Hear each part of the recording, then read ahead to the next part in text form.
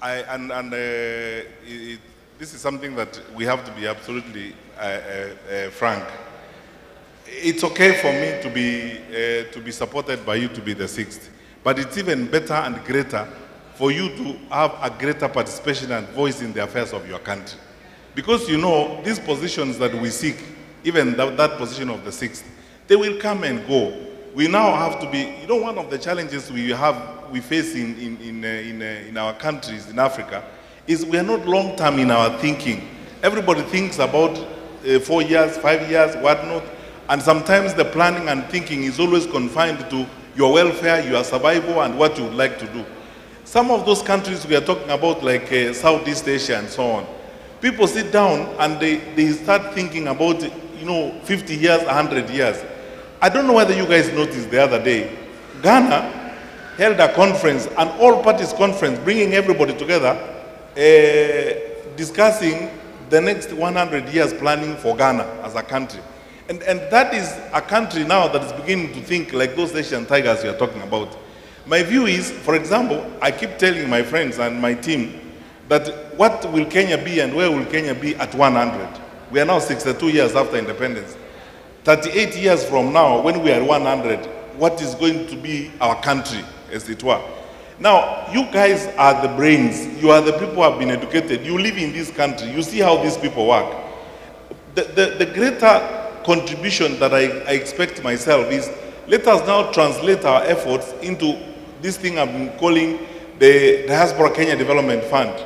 A very strong caucus of the Kenyan diaspora that is participating in legislation, policy, and so on.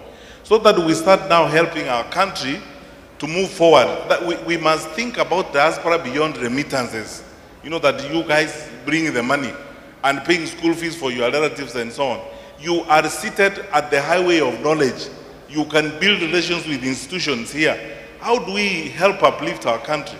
Someone said right from this podium a while ago about how other countries are leveraging on your populations to be able to create bonds that help us to do development. And you can, because you are a bigger group of people. So my request to you is this.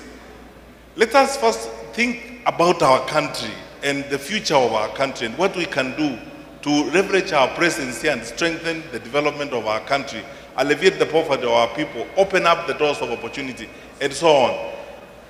As for assisting me or as for helping me, I don't see, and frankly, and I'm not doing this politically, I don't see, if I translate this conversation I'm having with you people to be an individual quest for an office, I will have failed completely.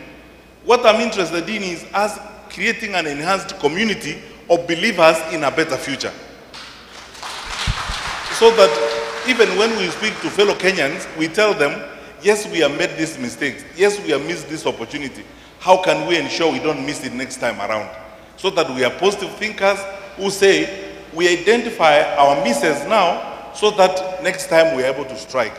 We identify our missteps now so that next time we are able to succeed. And I'm using the words we advisedly, not I, as it were, so that I succeed. Because you see, if I come here and just start parroting my interest and saying, oh, you know, I want this, I want the other, I mean, this is not about me as an individual. This is about our country together. And I'm thinking about building a community of believers in a better future, in a better country, as it were. So if you guys will enhance this message, continue speaking to other Kenyans this way, and having a real Kenyan conversation, then we can have the real change that we desire. Thank you. Thank you, Daktari.